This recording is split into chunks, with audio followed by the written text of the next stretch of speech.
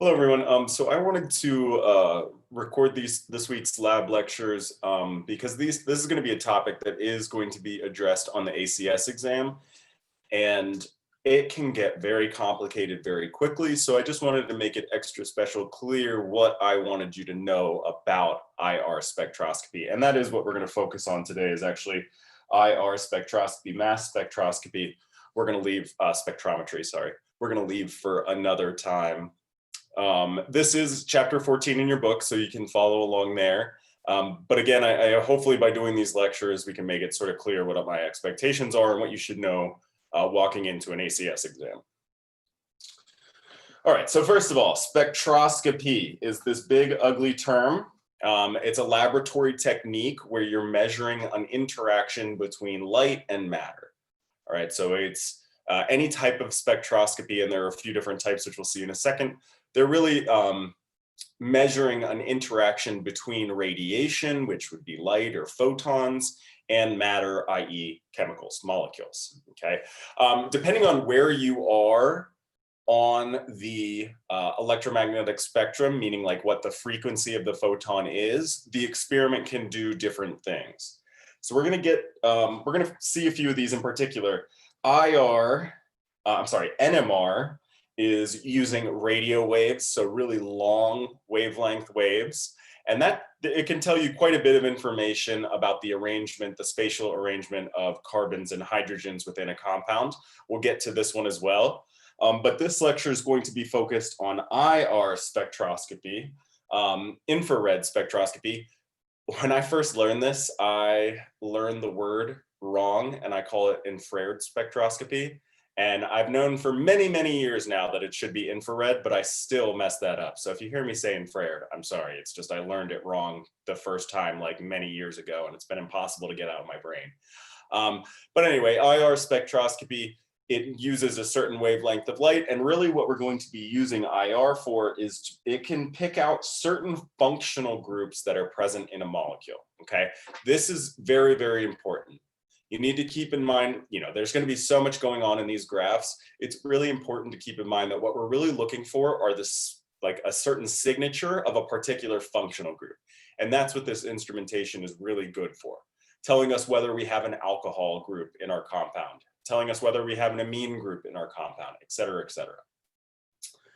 And then UV vis is another one. It's pretty great for certain things, especially like measuring concentration. However, it's only really great for molecules that have conjugated pi bonds in them. So it's a little bit more limited than the other two. And again, this focus is going to be on this IR spectroscopy. So what are we actually measuring when we're measuring IR, when we're doing IR? Well, it's important to sort of take a step back and talk about the nature of covalent bonds. Okay, so we know that molecules are always moving, right? We know that in a gas, for example, it's not like those gas molecules are frozen in space. They're moving around, tumbling around.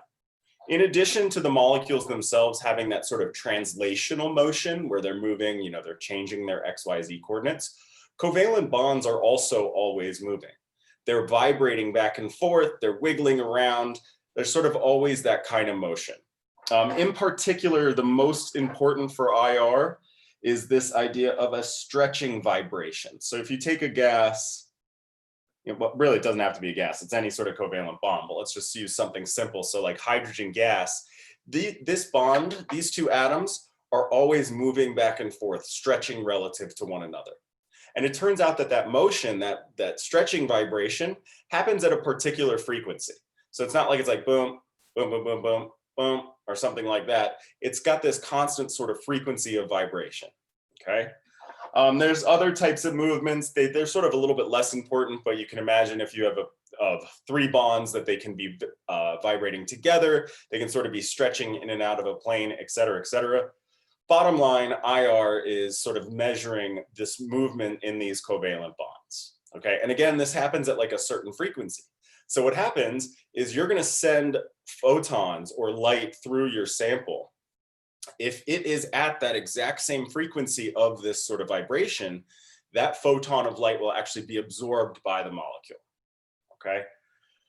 So IR, this sort of occurs, well, this isn't, I don't know why that's picked out.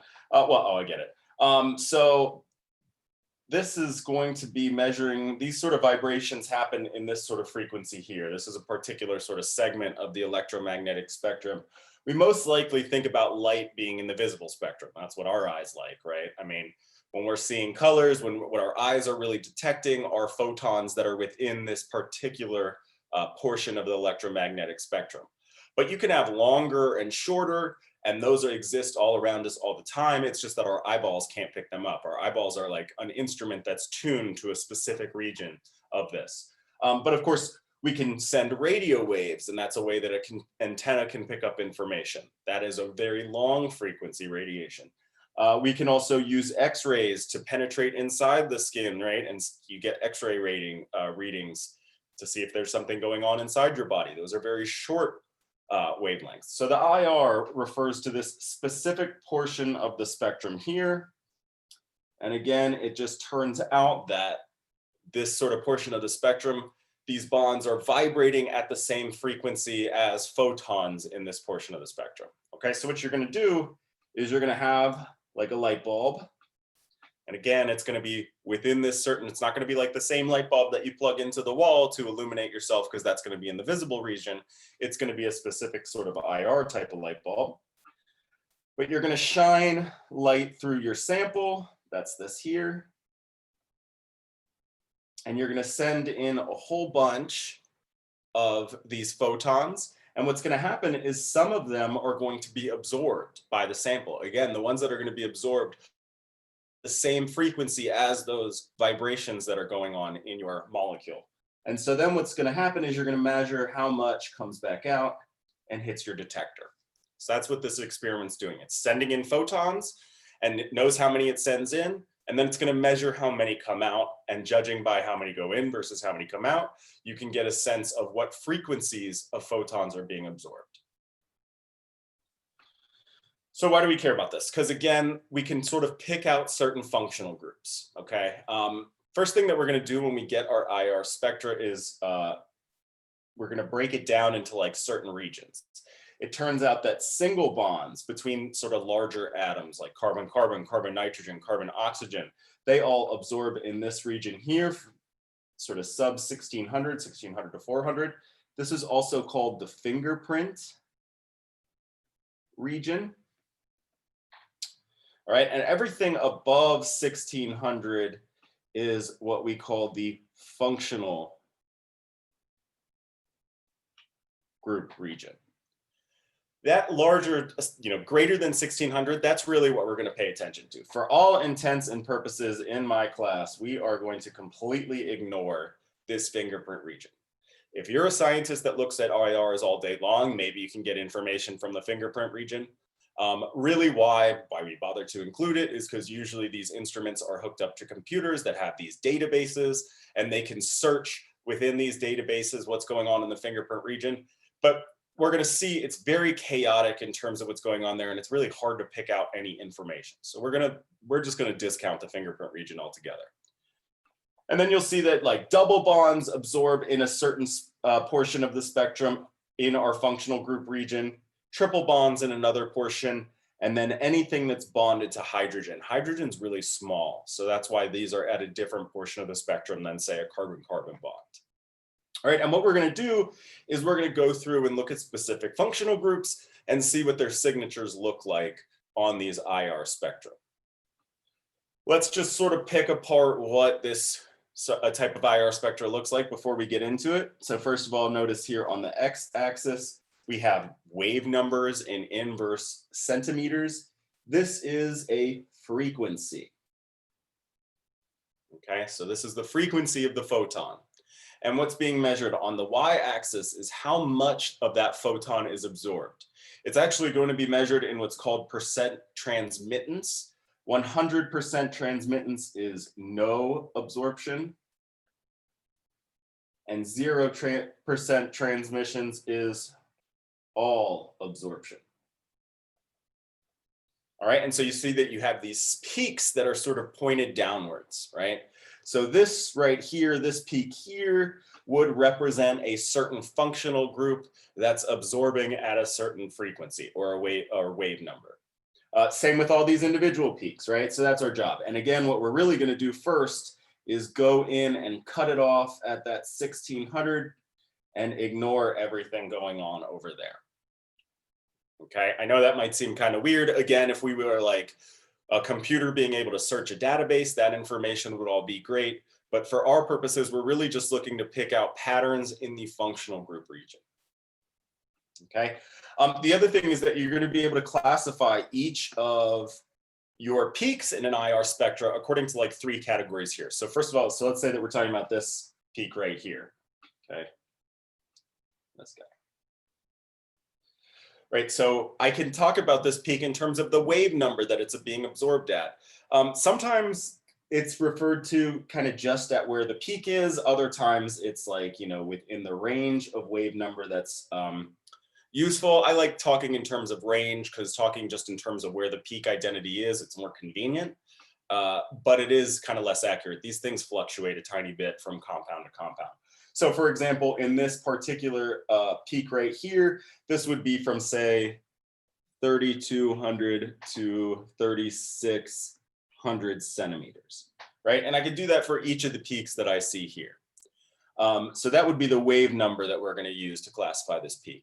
The other thing that we talk about is the intensity of peaks. So that's like how much it actually absorbed. This peak right here that I have highlighted, this is pretty good intensity. This is what we would call a strong peak. Compared to say this guy down here, this would be a weak peak. And then if it's somewhere in the middle, we would call it a medium peak. Okay, so when you're looking at a peak, you can classify its wave number, its intensity, and then the shape, whether that's narrow, as in the case of, you know, something like this guy here is a nice sharp narrow peak, or the peak that I had originally chosen, this is a broad peak. Okay, so when you're going and analyzing your IR spectra, you're going to find peaks. You're going to classify them by their wave number, given a range, their intensity, either strong, medium, or weak, and then their shape, either narrow or broad. Okay, so again, why these 3 particular things? It's all about helping us identify functional groups. The wave number, it should be kind of obvious at this point as to why it's important, and that is because different functional groups absorb in different regions, right? So if I know that my peak is absorbed between 1850 and 1600, I know it's going to be a double bond. If it's between 23 and 21, I know it's going to be a triple bond. And if it's between 27 and 4,000, I know it's going to be something that's bound to hydrogen. And we'll go in and pick apart this region even more, the bonds to hydrogen region. So why is intensity important? Well, again, it's just going to help us distinguish between functional groups. Turns out that the larger the difference in electronegativity, the stronger the absorbance and the lower the percent transmittance. So for example, when we have a carbon-carbon double bond, there's not a large difference in electronegativity, there isn't a difference. And so that's going to have this sort of lower intensity peak compared to a carbon-oxygen double bond, which is a large electronegativity difference. That's going to be a strong peak. So both of these are absorbing in that 16 to 1850 double bond range, but we can distinguish between what's what based on the intensity. And then broad versus narrow, again, that'll just help us identify functional groups. Some functional groups have broad absorption, some functional groups have narrow absorption. An OH group is an example of a broad signal, right? So when I see a peak that's nice and broad, that's absorbing in this particular region, I can identify it as a hydroxyl group. And that actually turns out to be the broader the peak, that means the more frequencies that it's able to absorb at. And this is usually the result of hydrogen bonding, right? So we know that alcohols can hydrogen bond to one another. What ends up happening is when you have this hydrogen bond, that's this strong interaction between the two. But because this hydrogen is now accepting some electron density from this lone pair, it actually weakens that hydrogen-oxygen bond slightly, meaning that it's going to absorb at a different frequency. But because these hydrogen bonds are so transient, they're breaking and forming all the time. Sometimes they have this perfect ideal geometry where they're nice and strong hydrogen bonds. Other times, maybe not. That's why we have these broader this broader range of absorption frequencies. So when we see broad peaks, they're broadened because of hydrogen bonding or interaction between neighboring molecules. All right, and then the other thing that I just want to point out again, right? So what's the first thing we're going to do when we analyze our IR spectra? We're going to cut it at 16 and ignore the fingerprint region, cut it at 16, ignore the fingerprint region. We'll notice that these two molecules, from the standpoint of IR, are virtually indistinguishable. Okay, IR isn't going to tell you the unique identity of a molecule. What it's going to do is tell you the functional groups that are present in the molecule. So like we said, and we'll go over this in more detail, this hydroxyl group, this OH group of an alcohol is a signature of a nice broad peak in this region. And so both of these IR spectra share that same broad peak. So check, check, we know that they both have the same functional group. They do differ in the fingerprint region, but not in any way that any reasonable human being who doesn't spend a lifetime in IR could actually distinguish. Okay, so again, keep in mind, when you hear IR, you think functional group. We would have to pair multiple techniques together to be able to get like a unique identity of a molecule.